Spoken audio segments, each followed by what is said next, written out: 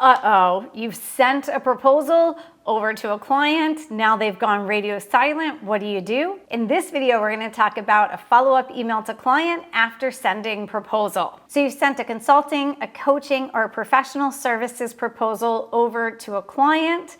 They have gone radio silent, and now you're wondering, how do you send an email to them without sounding pushy or needy? We're gonna get into that in this video. I'm gonna share with you 2 things that you can do to prevent this happening in the future.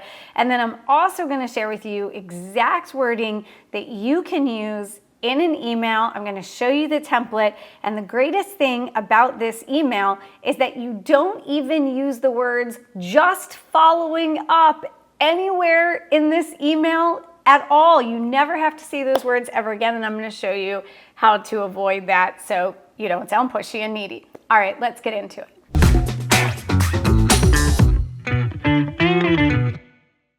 So let's first cover how you can avoid clients ghosting you, going radio silent on you in the future.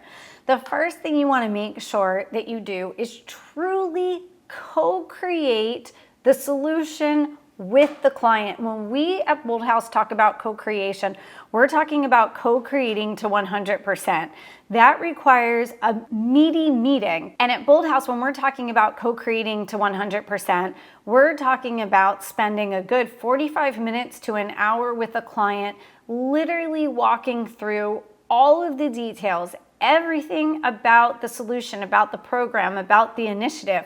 When are the meetings happening? Who's involved? What components to the program are you including?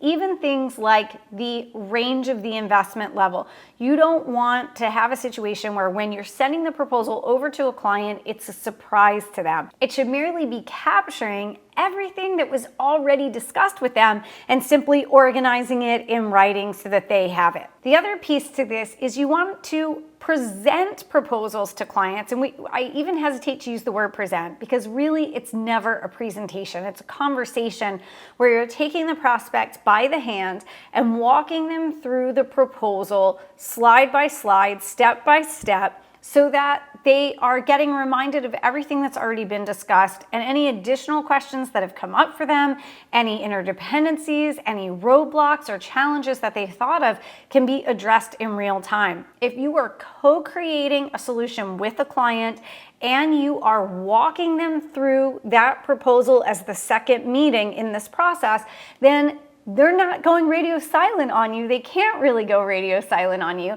because you're always in it with them. But I recognize sometimes that just doesn't happen, or maybe you didn't do that and now you wish you have, and you sent this proposal over. It's such a great opportunity. You really want to close this client, and now they have gone radio silent. So let's take a look at an exact email that you can use to send over to a client, and then I'm going to share with you why this technique works so well. So let's take a look. So we call this the non-follow-up follow-up email. One of the things that you might be surprised most about is just how short and sweet this email is, because the goal isn't to get a response back from the prospect via email. The goal is to get the prospect on the phone with you again. And I say phone, but of course, these days we're talking about Zoom or something that's similar. So our goal here isn't to convince, it isn't to ask, what the status is. Our goal is to get them to another meeting with us. So the subject line that you want to use is additional ideas and next steps. Hi, first name. We've been giving more thought to your project, initiative, program, fill in the blank, and have a few additional ideas that could further support your goals, along with a couple of clarifying questions that have popped up. Let's connect for a quick 20-minute Zoom session to discuss. I'm available either option 1 or option 2. Let me know which works best for you. Looking forward to it. Best, your name. Now, there's a few really important things that we're doing in this short and sweet email. As I mentioned, nowhere in here are we saying, hey, I just wanted to check in and follow up with you. That's not happening. Instead, we're essentially creating intrigue in them because we're letting them know that, number one, we have some great new ideas that we've thought of for them that we want to share. And also we have some more questions. We have things that have, open loops now that we're thinking of that we really need answers to. And that will also create a bit of curiosity in their mind as to what those questions are. The other thing that we're doing that's so very important is we're not asking them if they would be open to having another meeting or if it's possible to have another meeting. We're really stating it very matter-of-factly. We're saying, let's connect for a quick 20-minute Zoom session to discuss, and here's when I'm available.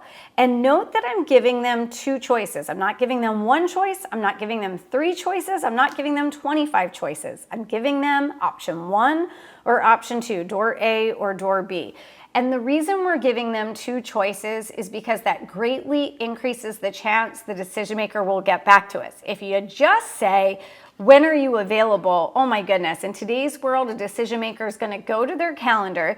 They're going to look at the gazillion of meetings, that's the official word for it, the gazillion of meetings that they have booked over the next week or 2, and they're going to think there's no good time. If we give them a whole bunch of choices, they have too much to try to cross-check between your options and their calendar.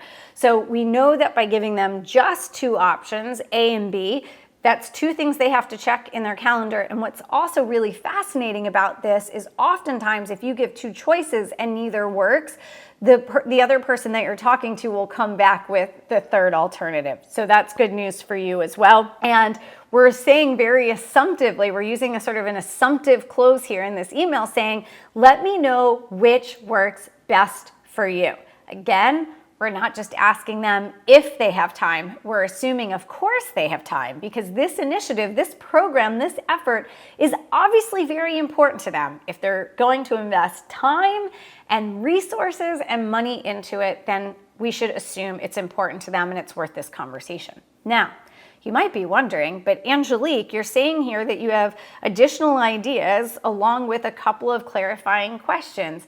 Yes, and it's your job to really tease out 1 or 2 additional ideas.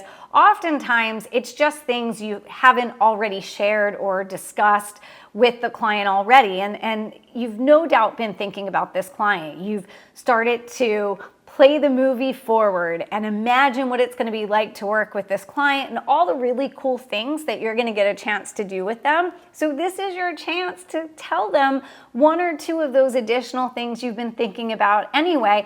And when it comes to questions, I'm quite certain that you did not ask every last question that you wish you would have.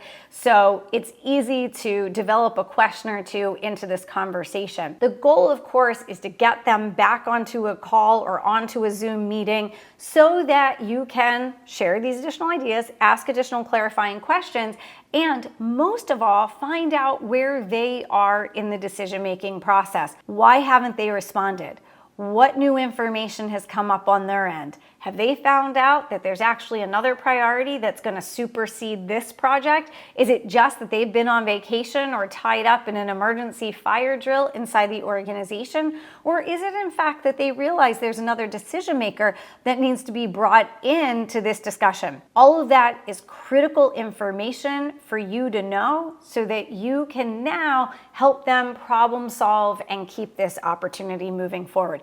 You're not going to get that level of detail in an email response. You're only going to get that level of detail in an actual conversation with the decision maker. So using this approach, you're going to have a chance to get your prospect back on the line, find out what's really going on, and get this opportunity moving forward. Of course, we want you to have lots and lots of opportunities, not just this one.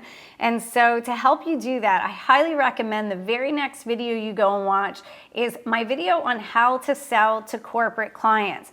This is going to give you 3 powerful strategies to create a lot more opportunities because you don't want just this one in the pipeline. You want dozens and dozens of more. So I've dropped the link to that video right in the description below, and I'll see you there in just a minute.